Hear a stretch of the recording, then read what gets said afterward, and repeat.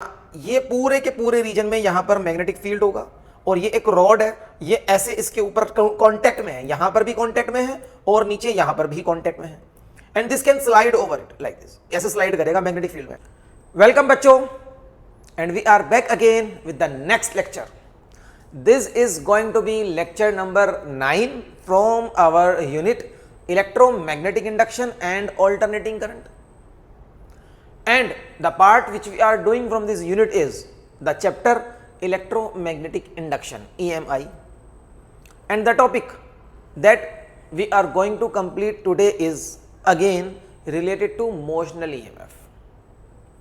Motional EMF in a rod moving inside a uniform magnetic field, and today we have to understand the force and the power required to move this rod, the force and the power required to move this rod in which we get induced EMF when it is moved in a region of uniform magnetic field.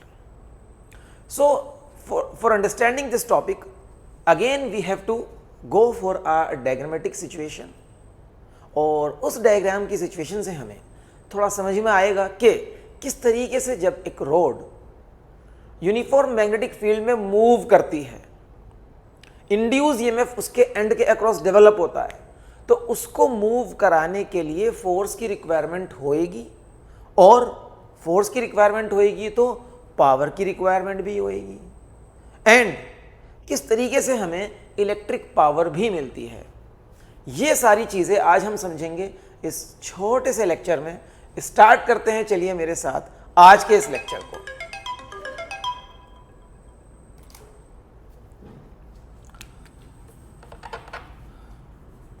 Suppose we are having a region of uniform magnetic field. ये पूरा region एक uniform magnetic field का region है। Magnetic field acting is B perpendicularly inward into the plane of the paper या plane of the board, ठीक है, क्योंकि आप पेपर पे डायग्राम बनाएंगे तो आप लिखेंगे acting perpendicularly inward into the plane of the paper. Okay, इस मैग्नेटिक फील्ड में हमारे पास एक रॉड है और this rod can move in this region such that while moving it will cross the magnetic field lines perpendicularly. Magnetic field lines ऐसे हैं तो इसको हम ऐसे मूव कराते हैं इस बार, लाइक दिस। ये इसके लिए मोशन का डायरेक्शन है, और जब ये रोड मूव करेगी तो हम यहां पर ये एज्यूम करेंगे कि this rod is moving on two rails, two conducting rods, ऐसा भी कह सकते हो। तो the rod is moving on two conducting rods. एक रॉड ये है, इसके एक इस रॉड का एक एंड कंडक्टिंग रॉड, दो ये कंडक्टिंग रॉड है ना, ये this is moving on a conducting wire, ये कह सकते हो आप, है ना, कंडक्टिंग वायर। और दूसरा वायर ये है, and the distance between these two wires is equal to the length of the rod. Let the length of this rod is L.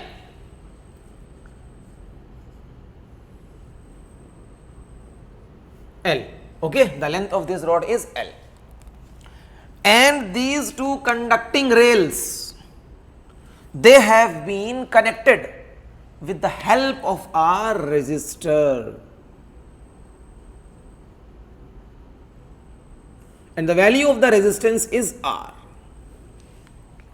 Now the circuit is closed. देखो ये circuit एक close circuit बन गया है। Okay, इस circuit में ये magnetic field का रीजन है, ये डिफाइंड रीजन है ना, दिस इज अ रीजन। इसकी बाउंड्री मैंने आपको शो कर दी है। डायग्राम को समझो अच्छे से कि क्या चीजें डायग्राम में हमने शो करी हैं। तो अभी तक हमने लास्ट कुछ लेक्चर्स में इतना तो समझ लिया है कि अगर एक conducting road, this is the conducting road, मान लो इसके एंड्स हैं P एंड Q, ये कंडक्टिंग रोड L लेंथ की अगर किसी मैग्नेटिक फील्ड के रीजन में ऐसे मूव करती है कि उसकी लेंथ और उसकी वेलोसिटी के बीच में एंगल 90 डिग्री है, यस है, मोशन इधर हो रहा है ना, suppose the speed of the motion is v या velocity is v 90 degree angle, और उसकी खुद की लेंथ मैग्नेटिक फील्ड लाइन से भी 90 डिग्री पर है, तो इस रॉड के एंड्स के अक्रॉस ईएमएफ इंड्यूस हो जाता है, और उस इंड्यूस्ड ईएमएफ की वैल्यू होती है BLV। EMF induced across the ends P and Q of the rod is given as BLV। आपको याद है ना, मैंने आपको समझाया हुआ है फॉर्मूला कि इस फॉर्मूले की कंडीशन क्या है, मैग्नेटिक फील्ड का डायरेक्शन, वेलोसिटी का डायरेक्शन और लेंथ ऑफ द रोड, ये तीनों एक दूसरे से 90 डिग्री पर होते हैं। और देखो ऐसा है, length of the road, magnetic field का डायरेक्शन एंड वेलोसिटी का डायरेक्शन, ये तीनों चीजें परपेंडिकुलर हैं एक दूसरे से, ठीक है। तो इस रोड के एंड्स के अक्रॉस ईएमएफ इंड्यूस हो चुका है इतना, and polarity of the road भी आप पता कर सकते हो। इसको पता करने के लिए आपको क्या एज्यूम करना पड़ता है, इसके अंदर देखो कोई एक इलेक्ट्रॉन, फ्री इलेक्ट्रॉन, उस पर फोर्स किधर लग रही होगी, because the electron is moving like this. तो चार्ज की वेलोसिटी का डायरेक्शन ये है, मैग्नेटिक फील्ड अंदर है, V क्रॉस B करेंगे आप राइट हैंड से, तो फोर्स का direction upward on a positive charge, but electron is a negative charge, तो इलेक्ट्रॉन नीचे जा रहा होगा, electron will be moving like this. तो इधर नेगेटिव पोलैरिटी डेवलप हो जाएगी और इधर उतनी ही पॉजिटिव पोलैरिटी डेवलप हो जाएगी। तो P point is at positive polarity and Q of the rod is at negative polarity। याद है ना, the rod behaves like a fictitious battery of EMF BLV, जिसका एक एंड पॉजिटिव एक एंड नेगेटिव होगा। Now the current will flow like this, induced current I, induced current ऐसे flow करना शुरू कर देगा through this resistance। अगर आपको सर्किट का रेजिस्टेंस पता है, then you can find out the value of this induced current। ये हमने पहले लास्ट लेक्चर में भी फाइंड आउट की थी। So the induced current flowing is, induced current flowing, induced current पता करना है, ओम्स लॉ लगा दो, current is always equals to potential difference divided by resistance of the circuit. Ohm's law से यही पता है ना हमको, लगा दीजिए। तो इंड्यूस्ड ईएमएफ E है, रेजिस्टेंस R है, then the value of this current is BLV, E की वैल्यू BLV है upon R। This is the value of induced current। Equation number 1 E is equals to BLV and equation number 2 I is equals to BLV upon R। इतना current इस circuit में अभी flow कर रहा है। Arrangement को समझो कि किस तरीके से अरेंजमेंट किया गया है बच्चों। मैं आपको अरेंजमेंट समझा देता हूं एक बार। देखिए, अरेंजमेंट समझाने के लिए I can make use of, give me a minute.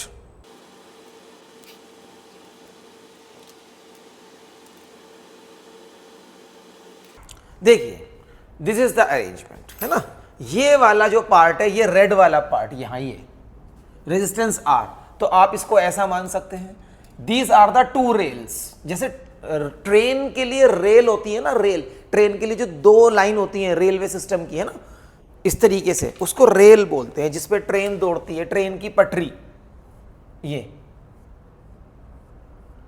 तो इनको बोलते हैं रेल्स। ये चीज और ये चीज, ये रेल्स कहलाती हैं। वैसे ही हमारे पास यहां पर ये रेल्स है, ठीक है, और इसके ऊपर आप एक रोड को मूव करा सकते हो। Suppose this is another metallic road, इसको ऐसे टच कराएंगे लाइक दिस और ऐसे मूव करा सकते हैं। ये पूरे रीजन में यहां पर मैग्नेटिक फील्ड है, यहां ये पूरे के पूरे रीजन में यहां पर मैग्नेटिक फील्ड होगा, और ये एक रॉड है, ये ऐसे इसके ऊपर कांटेक्ट में है, यहां पर भी कांटेक्ट में है और नीचे यहां पर भी कांटेक्ट में है, and this can slide over it like this, ऐसे स्लाइड करेगा मैग्नेटिक फील्ड में।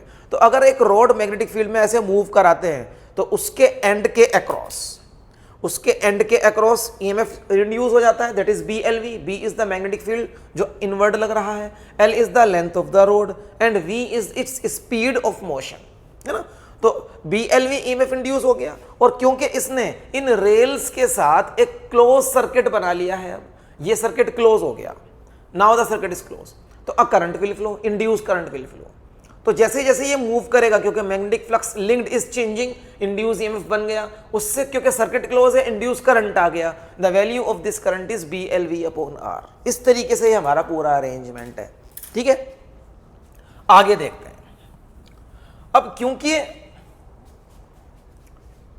इंड्यूस करंट का जो डायरेक्शन होता है, direction of induced current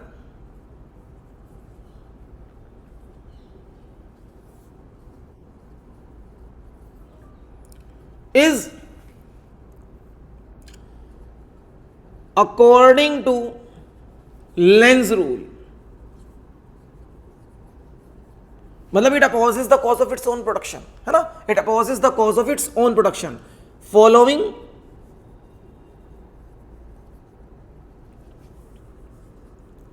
law of conservation of energy।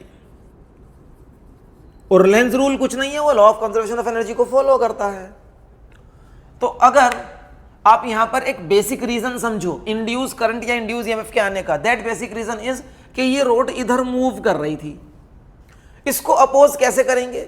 इसको अपोज करने के लिए ये सिस्टम क्या करेगा? ये सिस्टम एक फोर्स जनरेट कर देगा इधर की तरफ, to oppose the motion of this rod. This force is opposing force,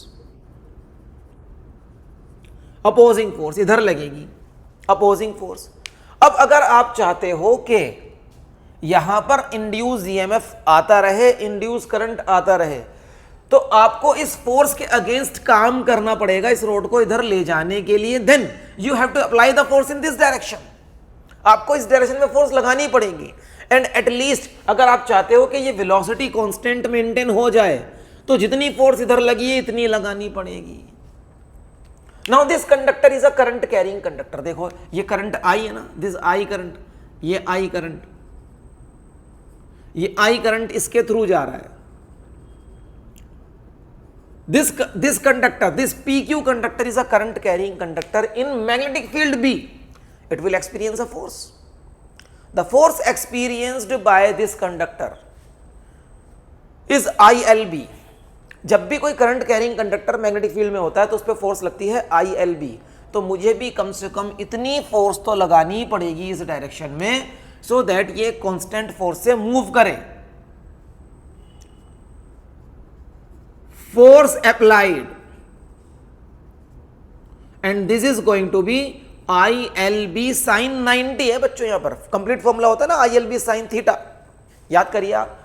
any current carrying conductor which is carrying a current I placed in a region of magnetic field B such that the angle between the direction of magnetic field and direction of current is theta experiences a force which is given as ILB sin theta. If the angle is 90, you can write sin 90 and sin 90 is 1, तो formula is reduced to ILB. Lecture याद है ये वाला? पिछली चीजें तो apply होती रहती हैं, तो इसीलिए हम बोलते हैं सीक्वेंस पे पढ़ो। सीक्वेंस पे पढ़ोगे तो आपको दिक्कत नहीं होगी, सीक्वेंस में ही सारे लेक्चर्स कंप्लीट किया करो, ठीक है। तो फोर्स तो इसको मूव कराने के लिए लगेगी ही लगेगी। Then the force required to move this rod so that we can continuously get induced EMF and induced current is ILB। तो अब ये फोर्स कैलकुलेट करते हैं हम। Now the force required to move this conducting rod PQ with constant velocity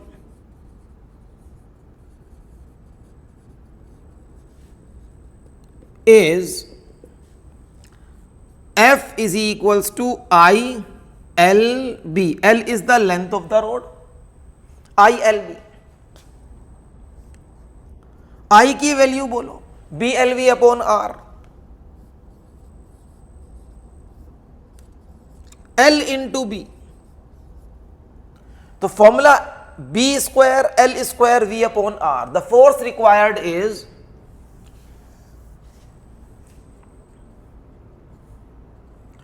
B square L square V upon R. This is the force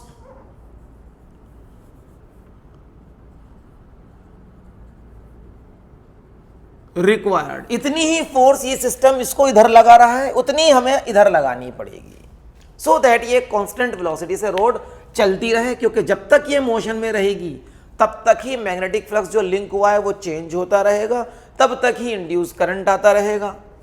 Faraday's law के according the induced current और induced EMF last as long as the magnetic flux linked keeps on changing. Induced EMF तब तक ही आता है जब तक जब magnetic flux link हुआ है वो चेंज होता रहे, है ना।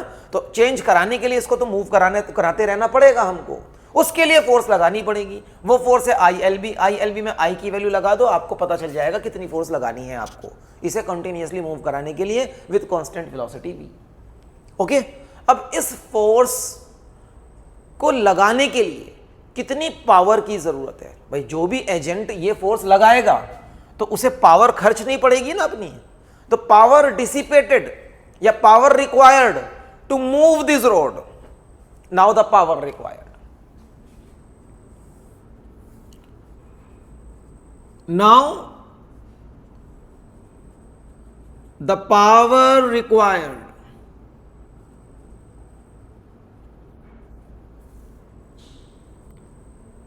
to move this rod PQ is, power का फॉर्मूला होता है बच्चों फोर्स इंटू वेलोसिटी या एफ डॉट वी, और यहां एंगल तो दोनों के बीच में फोर्स भी इधर लग रहा है, वेलोसिटी भी इधर लग रहा है, तो एंगल तो 0 डिग्री है, cos 0, F V cos 0 is F V only. तो पावर हो जाएगा एफ वी, एफ ये रहा, एफ को यहां ले आओ and you will get the answer for the power, f b square l square v upon r into v। तो पावर जो आपको यूज करनी पड़ेगी वो है b square l square v square upon r। r is the resistance of this circuit. Equation number 3 याद करिए इसको। तो जब भी आपको कोई रॉड इस तरीके से मूव करानी हो मैग्नेटिक फील्ड वाले रीजन में, सो दैट उस रॉड के अक्रॉस इंड्यूस्ड ईएमएफ आ जाए, E is equals to B L V, तो उस रॉड को मूव कराने के लिए फोर्स लगानी पड़ती है। वो फोर्स आप आई एल बी फॉर्मूला से फाइंड आउट कर सकते हो, जिसमें I is the current flowing in the circuit. And force जब लगाओगे तो पावर की जरूरत पड़ेगी ना, ठीक है। अरे कहीं पर भी फोर्स लगाओगे तो तुम्हारी पावर लगेगी ना, तो उस पावर के लिए आप एफ वी फॉर्मूला यूज करेंगे, तो आपको आंसर मिलेगा B square L square V square upon R, where R is the resistance of the circuit, है ना। B is the magnetic field in which rod is moving, L is the length of the rod, या L is the distance between the two rails, है ना। इन दोनों rails के बीच का परपेंडिकुलर डिस्टेंस है L, to be more appropriate. And V is the speed with which this rod is moving, R is the resistance of this circuit. R पूरे circuit का ये रेजिस्टेंस है, ठीक है। अच्छा, जब हम ये फोर्स लगाकर और ये पावर लगाकर इस रोड को चलाएंगे तो इसमें सर्किट में इलेक्ट्रिसिटी आ गई। अब सर्किट में इलेक्ट्रिसिटी आई है अगर, तो सर्किट में इलेक्ट्रिक पावर जनरेट हुई है। चेक करते हैं कि वो इलेक्ट्रिक पावर कितनी है। लेट अस चेक कि वो इलेक्ट्रिक पावर कितनी है। Electric power generated in this process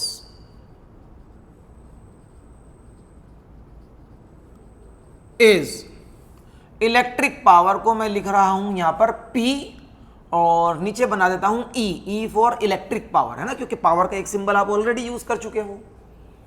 तो इलेक्ट्रिक पावर जनरेटेड। अब इलेक्ट्रिक पावर, करंट इलेक्ट्रिसिटी से आपको याद होगा इलेक्ट्रिक पावर का फॉर्मूला होता है potential difference into current.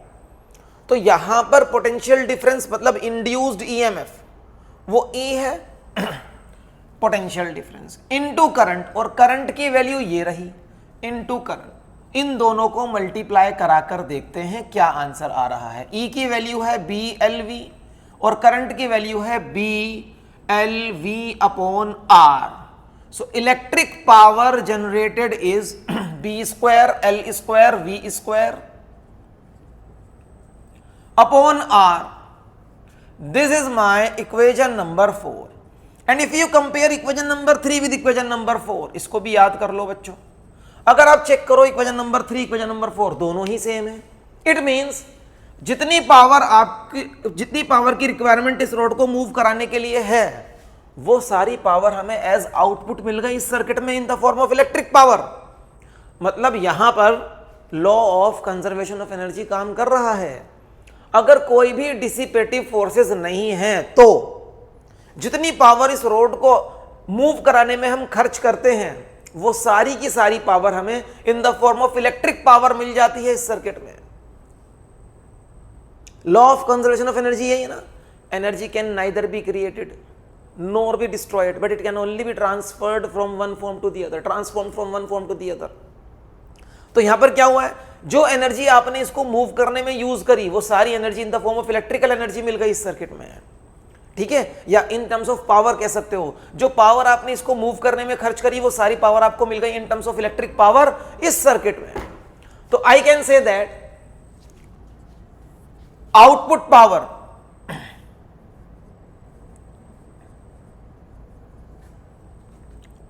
in terms of electric power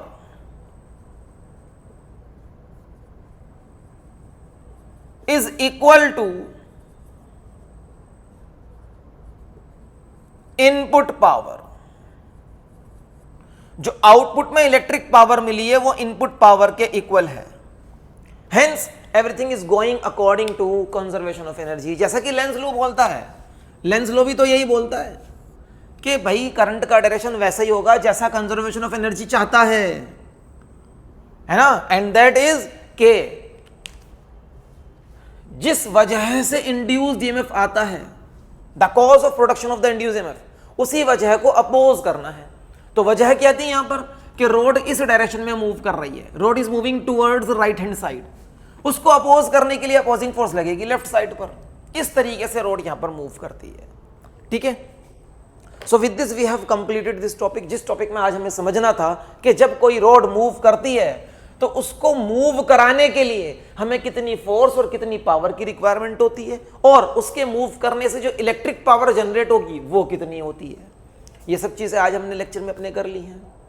इसके साथ साथ मैं आपको एक और एक्स्ट्रा चीज बताता हूं, that is Fleming's right hand rule. अभी तक आपने फ्लेमिंग्स लेफ्ट हैंड रूल पढ़ा है, आज फ्लेमिंग्स राइट हैंड रूल भी देख लेते हैं। मैंने आपको बोला था बहुत पहले इस चैप्टर में कि फ्लेमिंग्स राइट हैंड रूल की जरूरत नहीं है वैसे हमें, बट फिर भी एक रूल है फ्लेमिंग्स राइट हैंड रूल, वो क्या काम करके देता है हमें, चलिए उसको समझ लेते हैं। क्योंकि बहुत से बच्चे हो सकता है स्कूल में फ्लेमिंग्स राइट हैंड रूल पढ़ने के बाद सोचें कि आज तक हमें फिजिक्स सीखो चैनल पर फ्लेमिंग्स राइट हैंड रूल तो बताया नहीं सर ने। बेटा इसलिए नहीं बताया क्योंकि इसके बिना भी काम चल जाता है और अच्छे से चलता है। देखो पूरे इलेक्ट्रोमैग्नेटिक इंडक्शन में मैंने इस रूल के बिना सारी चीजें समझाई है ना, हर चीज को मैंने फ्लेमिंग्स लेफ्ट हैंड रूल से एक्सप्लेन किया है। बट ये रूल किस लिए है, the rule is to find out the direction of the induced current. तो इसमें इन तीनों फिंगर्स को भी आप जैसे लेफ्ट हैंड रूल में थंब, फर्स्ट फिंगर और मिडिल फिंगर को एक दूसरे से 90 डिग्री पर अरेंज करते थे ना, इसमें भी ऐसे ही अरेंज कर लो एक दूसरे से 90 डिग्री पर। यहां पर क्या था, FBI force acting on the current carrying conductor is represented by the thumb, magnetic field का direction is given by first finger and the direction of current is given by middle finger. यहां पर क्या है, force की जगह है motion, motion बोलना है आपको, है ना। ये था FBI, इसको बोलो MBI, मोशन। मोशन जो आपका कंडक्टर है ना, जो आपकी रोड है, उसका मोशन किस डायरेक्शन में हो रहा है, थंब उसको रिप्रेजेंट करेगा, B magnetic field, I the direction of the induced current. अब देखते हैं यहां पर, देखो according to Fleming's right hand rule, motion thumb motion की तरफ कर दो, मैग्नेटिक फील्ड अंदर कर दो क्योंकि magnetic field is acting inward. तो करंट की फिंगर ये देखो, करंट का डायरेक्शन ये रहा, current in this rod is like this, है ना। तो ये करंट का डायरेक्शन आ गया। लेकिन फ्लेमिंग्स लेफ्ट हैंड रूल से हम क्या करते हैं, FBI फोर्स किधर लगेगी, फोर्स तो इधर लगी थी ना, तो यहां पर अपोजिंग फोर्स को आपको चेक करना है कि अपोजिंग फोर्स इस सिस्टम ने किधर लगाई, सो दैट हमें डायरेक्शन ऑफ इंड्यूस करंट पता चल जाए। तो अपोजिंग फोर्स इधर लगी है F, मैग्नेटिक फील्ड B, अंदर करंट का डायरेक्शन ये रहा। तो आप किसी भी रूल को फॉलो कर सकते हो, it is up to you कि आप किस रूल को फॉलो करके इंड्यूस करंट का डायरेक्शन निकालना चाहते हो। आप एक नया रूल याद करना चाहते हो अपने माइंड में जगह बनाकर, you can go for it. आप चाहते हो कि नहीं मैं तो इसी से करता रहूंगा, आप इसी से करते रहो। लेकिन हाँ, क्योंकि सिलेबस में है मेंशन्ड, एक फ्लेमिंग्स राइट हैंड रूल भी होता है, सब बुक्स में लिखा हुआ है, तो आपको इसकी नॉलेज होनी चाहिए कि ये काम कैसे करता है। मन आपका है, मर्जी आपकी है, आप इससे काम लो या मत लो। मैं तो हमेशा लेफ्ट हैंड रूल को ही यूज करता रहता हूं, ठीक है। सो आज के लेक्चर को हम यहीं रोकते हैं, क्योंकि आज जो चीजें हमें इस लेक्चर में सीखनी थी वो हो चुकी हैं complete. And again my request to all of you कि बच्चों, अगर इन लेक्चर से आपको थोड़ा भी बेनिफिट हो रहा है तो फिर आप अपना प्यार मुझे शो कीजिए इन वीडियोस को लाइक करके, और इन वीडियो क्लासेस को अपने दूसरे फ्रेंड्स के साथ भी शेयर करिए, सो दैट उन बच्चों को भी यहाँ से पूरा बेनिफिट हो जाए। क्योंकि हम लोग, आपको पता है ना, हम लोग क्लास 12th का पूरा फिजिक्स का सिलेबस अपने इस प्यारे से चैनल फिजिक्स सीखो पर कंप्लीट करने वाले हैं। एंड हर एक कोशिश की जा रही है कि हम इस सिलेबस को 31 दिसंबर तक कंप्लीट करें। उस कोशिश को पूरा करने के लिए मैं अब आगे पर डे 2 लेक्चर्स भी आपको दूंगा। आप देखेंगे आगे आने वाले दिनों में daily you will be getting 2 lectures, okay. तो कोशिश पूरी की जा रही है सो दैट आपको क्लास 12th का फिजिक्स का पूरा सिलेबस 31 दिसंबर तक कंप्लीट करने के बाद कुछ टाइम रिवीजन और प्रैक्टिस के लिए भी मिल जाए, और वो रिवीजन एंड प्रैक्टिस भी आपके इसी चैनल पे कराई जाएगी। तो पूरा कंप्लीट पैकेज उन बच्चों के लिए जिनको 2025 में फिजिक्स का बोर्ड का एग्जाम देना है क्लास 12th का, यहाँ पर अवेलेबल रहेगा। तो आप अपनी पढ़ाई यहाँ से पूरी कर सकते हैं फिजिक्स के लिए, कहीं और जाने की ज़रूरत बिल्कुल भी नहीं है। हर चीज़ डिटेल में कंप्लीटली बताई जाएगी। और अगर आप कुछ और शेयर करना चाहते हैं तो कमेंट बॉक्स, नीचे कमेंट बॉक्स में आप उस चीज़ को मेंशन कर सकते हैं। ये कमेंट बॉक्स आपके और मेरे कम्युनिकेशन के लिए ही बना है, और जब तक आप लोगों की तरफ से कोई कम्युनिकेशन मेरी तरफ नहीं आएगा तो मुझे भी आइडिया नहीं होगा कि आपको किस तरह की चीज़ों की अभी रिक्वायरमेंट है। तो बने रहिए आप अपने इस प्यारे से चैनल पर फिजिक्स को सीखने के लिए, एंड होप कि हम इस बार क्लास 12th के बोर्ड के एग्जाम्स में बहुत अच्छा परफॉर्म करने वाले हैं। All the best to all of you. चलिए मिलेंगे अब नेक्स्ट लेक्चर में नेक्स्ट टॉपिक के साथ। Till then bye bye.